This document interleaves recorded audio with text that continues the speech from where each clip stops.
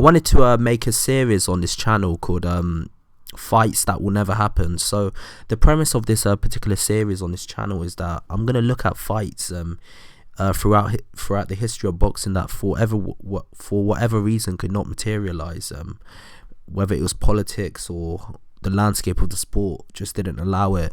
We're gonna analyze fights in history like that never happened for whatever reason, but were close to happening or would have been tantalizing matchups to watch at that particular time when the fight could have happened.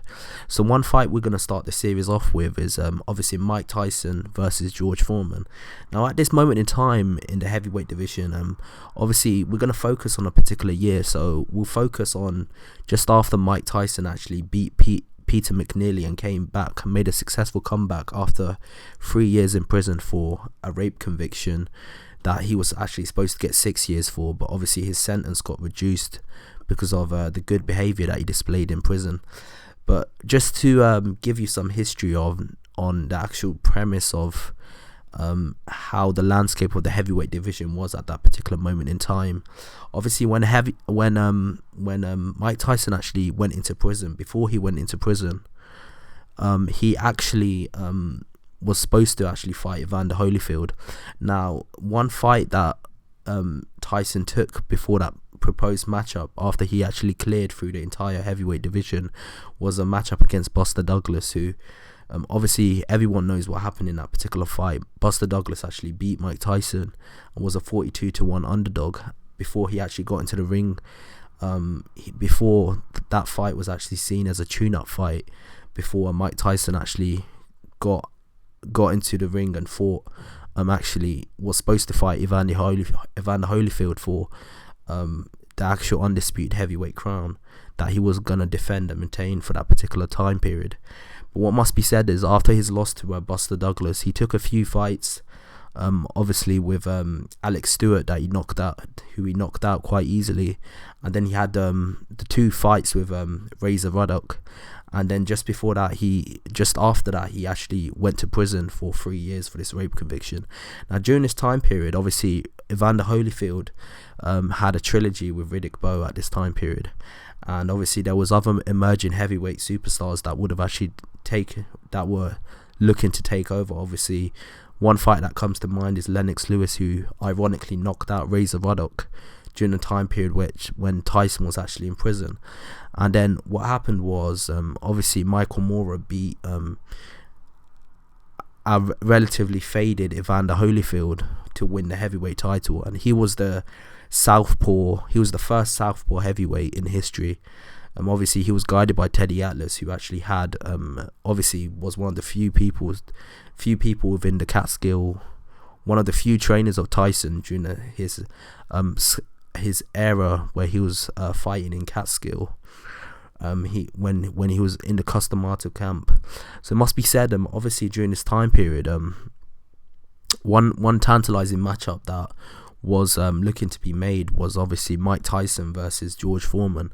After George Foreman actually beat Michael Moorer and won the heavyweight title, he was the oldest heavyweight champion in history, and obviously this title still stands today. So at this moment in time, George Foreman was obviously the oldest heavyweight champion in history. Now it must be said, obviously before that particular matchup, before he fought Michael Moorer, there's one other matchup that he did have which was very interesting that I'm gonna make a video on. It may be my next video, but in the next couple of weeks time I am going to make a video about it. Obviously Evander Holyfield actually fought George Foreman.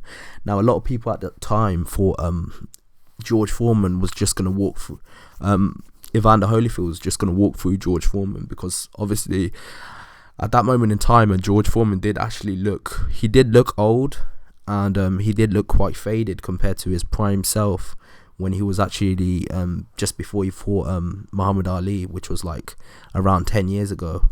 So at that time, obviously George Foreman actually did give a great performance against Evander Holyfield, and a lot of people were thinking if out of his prime George Foreman could have given such a fight to Evander Holyfield, what would have a prime George Foreman would have done to actually Evander Holyfield.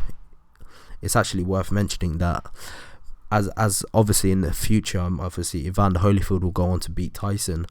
It must be said, obviously during that time period, Tyson did actually come back and he beat Peter McNeely for his comeback fight after his tenure in prison. It must be said that George Foreman at that time actually won the heavyweight title, and obviously when Tyson was actually coming back, there was loads of talks at that time for Tyson to actually fight George Foreman, and it would have been a blockbuster fight for sure. Obviously Tyson being the youngest heavyweight champion in history, and George Foreman being the oldest heavyweight champion in history. Now obviously both fighters were two of the most intimidating heavyweights to ever actually walk this planet. They were both tremendous punchers, but they were punchers in different ways. Tyson's punching power and his ability to generate knockouts was based on him being a fast fighter, being very powerful, obviously generating that power with his speed. And with obviously with George Foreman, he had a different type of power. His power was based on clubbing shots, so he would obviously throw wide haymakers, and he would have a very clubbing style. Now it must be said, they both had technical deficiencies in some sense, and physical deficiencies in some sense. So it must be said, George Foreman, I believe, was obviously physically stronger than Tyson. We've actually seen that in many of his fights where he was physically able to manhandle opponents that were quite big. Obviously he pushed 90% of his opponents back. So we saw him do that against Evander Holyfield. We saw him do that against obviously Joe Frazier when he fought him the first time, and also the second time. And obviously with Tyson, he was always the relatively smaller guy when he got into the ring with most of the heavyweights that he was fighting. But it must be said at that moment in time, most of the heavyweights that he's fighting, they were around the same. They were relatively smaller than George Foreman. George Foreman obviously ballooned in weight when he did make his comeback fight. But it must be said, from a technical perspective, George Foreman, he had a great jab, but he wasn't the most technical proficient fighter. But his technical deficiencies were made up for his sheer strength, and also his punching power in the ring, and also the intimidation factor that he brought in the ring. With Tyson, you had a puncher just like George Foreman, but he, in his prime, effectively, he was technically immaculate. His ability to actually bob and weave and actually generate power, and you can actually see the power that he generated came from his legs all the way up to through his chest and his shoulders, all the way up through his arm, where he would deliver the knockout blows that used to land, and his haymakers and his hooks and his uppercuts and his right hands. So it must be said, just seeing it from that perspective, it must be said, this fight would have been a very tantalizing fight, and it would have definitely generated millions. Obviously George Foreman was coming off the high of actually beating Michael Moore and being the oldest heavyweight champion in history. Tyson, obviously, if Tyson always had hype in his career, even in his last fight when he's well out of his prime, he had hype. But when he came out of prison, Tyson became even bigger than before he went into prison. Obviously, with all the controversy, with the rape conviction, a lot of people thinking that he didn't deserve to go into prison.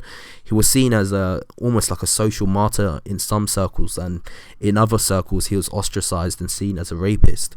So obviously having that level of controversy would have generated more hype for the fight. It would have definitely broken pay-per-view records at that time.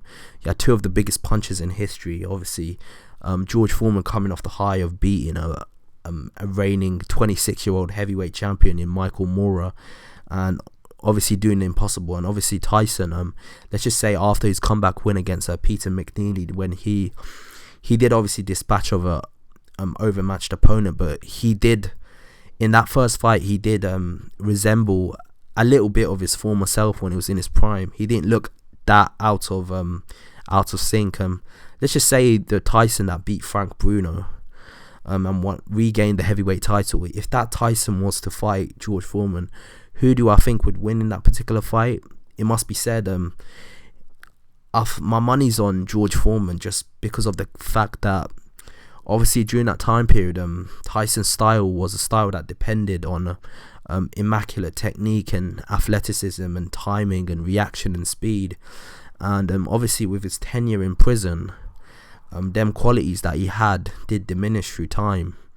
But it must be said with George Foreman, even though he was an older fighter who was coming out of he was way past his prime, the deficiencies that he had when he was in his prime were overcompensated for with the experience that he had as an older fighter.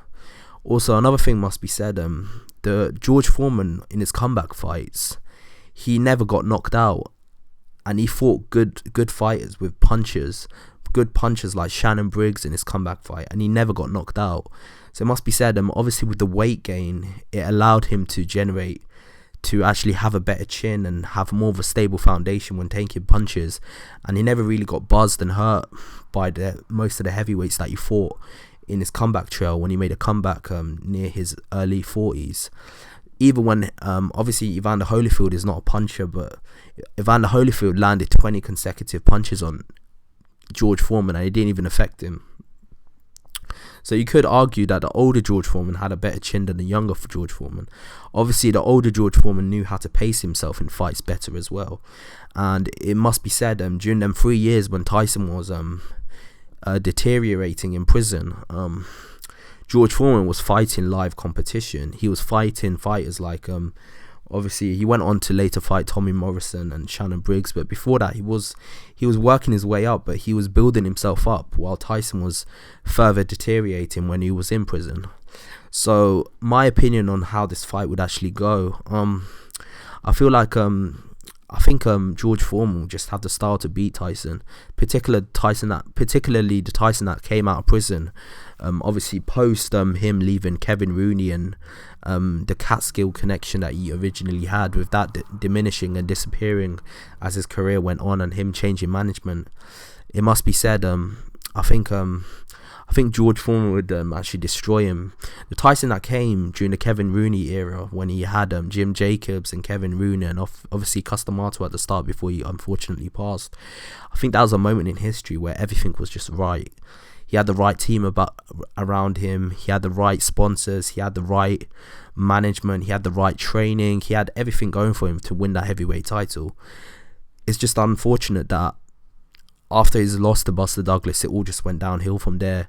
And I think that was the portion of his career where even Tyson himself admitted that when he was in prison, he had a lot of bad habits that he had at the time. So in my opinion, I think the George Foreman at that time period, even with him being a bit older, he was in his he wasn't in his physical prime, but he was in his prime in terms of the experience and in terms of knowing how to pace himself in a fight. So, and he had a certain level of determination, I think, in his second ring return compared to his first one. The first one, he was more fiery, he was more he obviously had more of a passion for fighting back then, before he fought Ali during that time period. But the second George Foreman that came back, he was more determined to win the world title, to prove his critics wrong. And I think that George Foreman had a certain level of determination where he would have wanted to destroy a Mike Tyson, just to prove to the critics that he could actually do it. You can actually see an interview online on YouTube where he's talking to David Letterman on one of his shows, a late night show after he beat Jerry Cooney, and you could just see the fire in George Foreman's eye when he talks about fighting Tyson, and he talks about he wants to dethrone Tyson, and you could just tell that this is a man that would not be denied at that period in time. Now with Tyson at that time, obviously mentally and with the management team that he was deteriorating. So I think at that moment in time, I think if you're talking about post 1995, if that fight would have happened, obviously after Tyson came out of prison and with George Foreman with the run that he was on, I actually do place it on George Foreman to actually beat Tyson. I think from a physical perspective, he would have been too tough for him.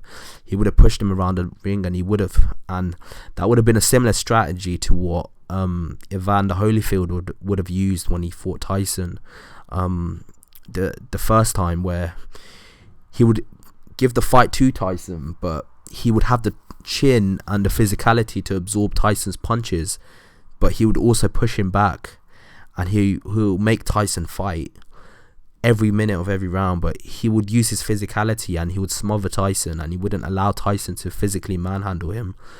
And I think the first few rounds of Tyson would be landing loads of haymakers on Foreman, but because of Foreman's incredible chin and his resistance, it wouldn't even phase him, and he would keep pushing Tyson on the back foot. Tyson would land combinations, but eventually it'll be too much. I think George Foreman's physicality will just absorb all of Tyson's punches, and eventually will overwhelm him, and he may even drop him in the 8th or 9th round, and then eventually the fight would have been stopped, similar to how Tyson has been stopped previously to obviously the first fight with Evander Holyfield, where Evander Holyfield didn't take anything from Tyson in terms of being intimidated, and he would have pushed him back. Another factor obviously in this fight is the fact that George Foreman wouldn't have no intimidation for Tyson. He would not be intimidated by Tyson one bit. He would not be intimidated by the fact that George Foreman was a fighter that sparred the likes of Sonny Liston. He fought Muhammad Ali. He fought Joe Frazier, who he himself said that he was afraid of. So for the first time, obviously, Tyson, from a psychological perspective, he knows he was up against somebody who was not intimidated by him. Now, if we were to take this particular fight and say who would have won when they were both in their prime, so let's say the Mike Tyson that beat Michael Spinks, I think it was 1989, versus the George Foreman who beat Joe Frazier in their first fight, who would have won that fight? That's a more tantalizing matchup in my opinion, because both of them are in their physical peak, both of them at their absolute destructive best. Obviously Tyson at that moment in time was 37-0 with, I believe, 34 knockouts, correct me if I'm wrong, and obviously George Foreman at that time was 40-0 with 37 knockouts. So obviously there was only 3 fights that they both had where there was not a knockout, and that fight would have been extremely tantalizing. At that moment in time, I think Tyson was at his physical prime. He would have totally have at that moment in time, with the right team around him, obviously Kevin Rooney would have devised the game plan where Tyson would show a dimension to his game which he would have been forced to have shown because of the level of opposition that he was fighting. He would have been forced to have actually fought a fight where he would have actually gone in through combinations, fast combinations, and then he would have literally not so much dance away because he doesn't have the finesse of a fighter like Ali, but he would have boxed a bit more basically. So he would have had an ambush style. Sorry, I'm very tired. He would have had an ambush style where he would have actually gone in through his combinations, and then he would have slipped and slided and literally gone out of range as soon as possible. So I think the Tyson of 1989, after he beat Michael Spinks, versus obviously the George Foreman that beat Joe Frazier, sorry. That would have been a more tantalizing matchup, and I'm 100% torn in that matchup. I don't know who would have won, because obviously George Foreman beat Joe Frazier, who had a similar stature to Tyson in being a bit shorter and smaller, but it must be said the Tyson that fought Michael Spinks looked to be unstoppable. He literally looked like a machine. You could not deny this guy. So both of them would have been total killing machines and two of the most intimidating heavyweight fighters ever. And they're both forces of nature when it comes to boxing, when they're both at their physical prime. So in my opinion, I slightly lean towards Tyson beating him if that fight would have happened. Obviously, it's a purely fantasy matchup, but the Tyson that came out of prison that fought, if he would have fought the Foreman that just won the heavyweight title, I believe Foreman would have beaten him. But in terms of like both of them in their physical prime, I slightly lean towards Tyson, just because obviously the young Foreman wasn't as experienced and strategically aware as the older Foreman was. But I think the younger Tyson may have devised the game plan with Kevin Rooney, where he could have actually made a game plan where he could have boxed to his advantage and avoided young Foreman's clubbing shots. But in my opinion, that's how I think that fight would have went. I think I slightly lean towards Tyson, but that's a much harder decision to make than obviously the older Foreman fighting the Tyson that came out of prison in 1995. So that's just my thoughts on it. So that's who I think would have won that particular matchup. Tell me what you think below, and obviously like and subscribe to this channel. I've got way more content coming your way, and thank you for that. Thanks for listening. Peace out.